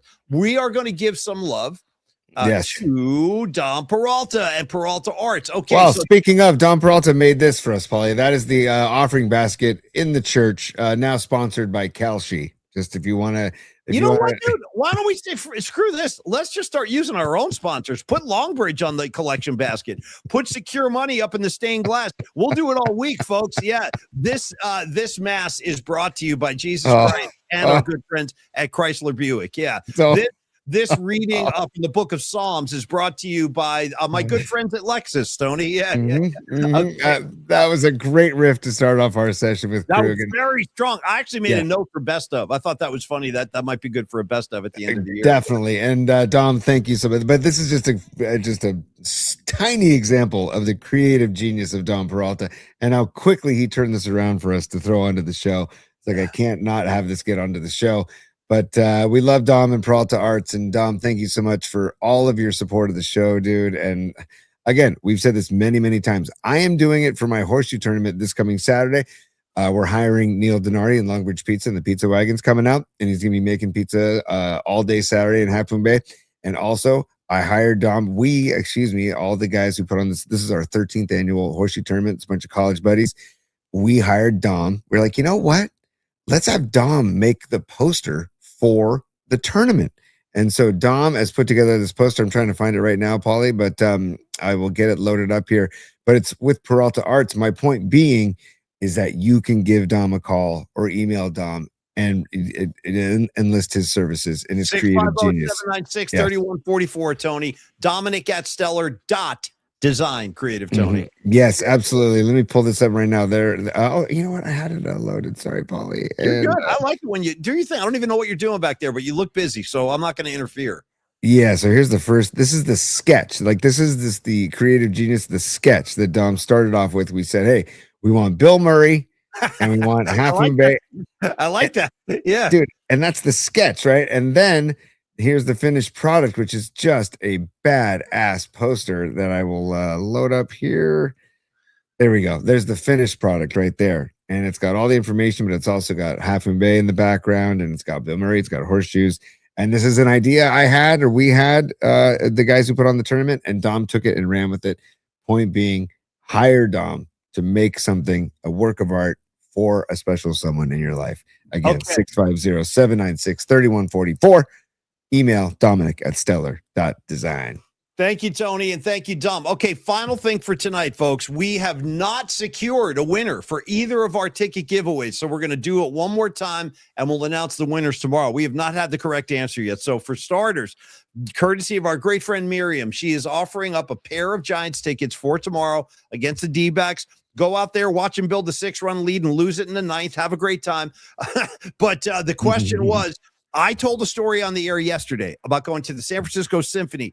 I stopped by the dispensary. Shout out Grassroots. It's on Post Street, just to kind of sweeten the affair. They were giving away free items that day at the dispensary. It was Valentine's Day. So as a Valentine's Day promotion, they were like, here, take one of these blanks on us. I took that blank, and the blank, well, I don't want to give too many details away. If you watch the show, you should know what I'm talking about. But they gave me a blank, a giveaway of a blank. I split the blank with my wife, and the both of us were out of our heads. So what was the item that I ate before the symphony that rendered us both completely crippled? Number 2, we have one ticket to give away, courtesy of Patty from Napa. That will be for the Jake Peavy show this Sunday, Hot Monk Tavern in Novato. It's a great place to see music, by the way. Really easy to get to, too, right off 101 up in Novato. And he is playing with Jake Peavy. Jake Peavy's band, then Flannery's band. I guarantee they'll be jamming together. Probably all kinds of cool people in the crowd. I wish I could go, but I'm leaving town. I'm going up to Mendocino this weekend, so I won't be here. But for that one, Tony, you asked your trivia question one more time, and both of these can be addressed at pauliespod@gmail.com. And good luck. Tony, what's the Flannery trivia?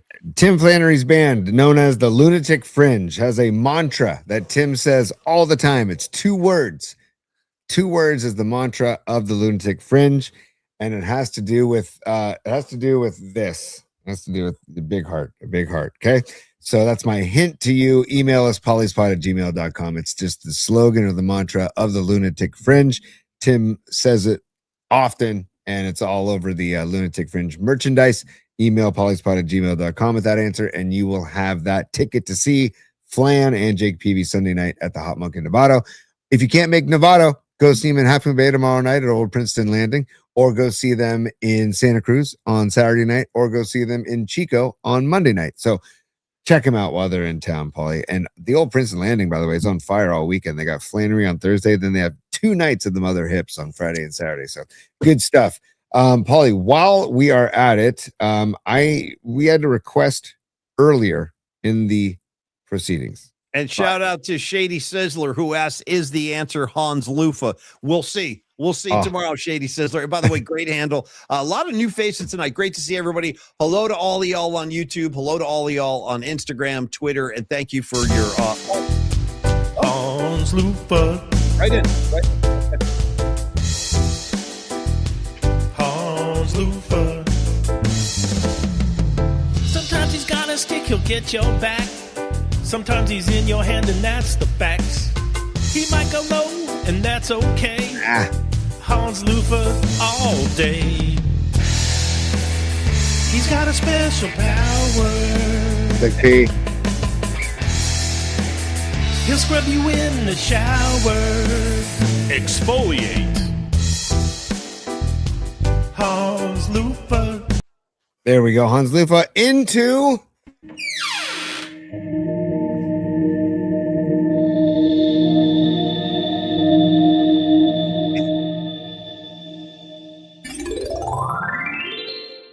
Welcome to Particle Land. Yes, sir. There I go. Off the night. Actually, that's what it was like. That's what I was like at the symphony. That's exactly what it was like. Dude, that was me walking into the San Francisco Symphony on Valentine's Day after I ate the blank from the dispensary, which someone's going to win some tickets for answering that question. pauliespod@gmail.com. Okay, Creative Tony, I think we are good. Are we good? Do we have any other unfinished business we need to attend to? Hold on. Yeah. And one more.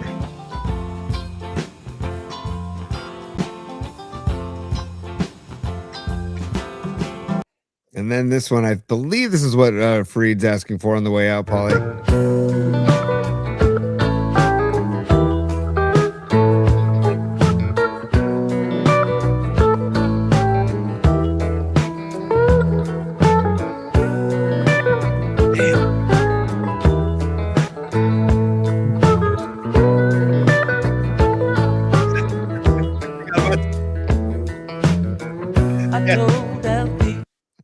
Thank God Tony's driving. That's all I can say. Thank God. Tony looks like he should be flying a plane with that helmet and the goggles. Like, you look like a pilot. I'm under no circumstance should be flying an airplane in this life or the next. Particle Patton, I don't know what to say, dude. Nothing but love and respect. Yeah. And thank you for making these contributions. And this kind of become a Wednesday night tradition where we like to dip into the Particle Patton video bag. So, all right. Hey, first of all, thank you, Larry Krueger. It is always a pleasure to catch up with the great Kruegs. His son, Kevin, is a big part of his show now, too. He does a lot of help behind the scenes. So shout out Kevin Krueger as well. Tomorrow, we've got KC from Sacramento, Kenny Caraway, joining us. He, I believe, might be sharing a big announcement tomorrow. We'll see. Mm-hmm. I know he's working on a project right now. He's ready to launch his next thing. So tomorrow, we'll have Kenny. Friday will be Joe Fonte and Creative Tony. That's all we got tonight. So pull some levers, and thank you, Centaur, thank you, Noemi and Stevie B and Apex Sports Network. I see you, brother. Thanks for coming by, and Patty and Rags and all of you guys. Thank you, Creative Sony. Yes. Is it Robot Center? I'll make your promise happen. I promise you. My promise to your promise. And Stevie B, yes, it does get better. It's sleep deprivation, dude. He's saying he's day 24 into fatherhood, and he's on life support. Bro, been there twice. You're gonna be okay. Stevie B, think about it like this: if I can do it, you can do it, brother. Yes. Trust me, dude. It's gonna definitely get better. They'll start sleeping through the night. Wait till they start tying their own shoes and stuff. It's amazing because you'll be doing it all for a few years: shoes, diapers, pants. All kinds of stuff. But anyway, enjoy it. I actually recommend you enjoy it, dude. Every day is a battle. Shout out one battle after another. That's Stevie B's world right now. Yeah. Shout out love is a battlefield. Stand by, Paulie, on the way out. This is going to go right into the business time close, if you don't mind, Paulie. Okay, there we go. We got to do it. We just got to do it. Greatest. I love this. Yeah, come on. Play. Why aren't you playing? Oh, there we go.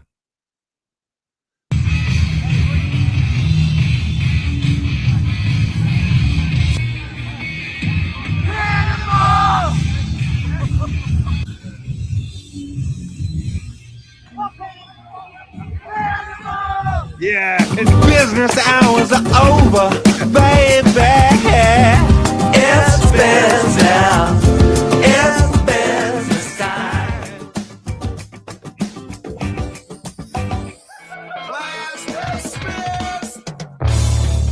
Okay, thank you, Tony. Thank you, Sourdough Sal, Pine Needle, Patty, Noemi, John Joseph. I see you out there, brother. Hope you're having a good night.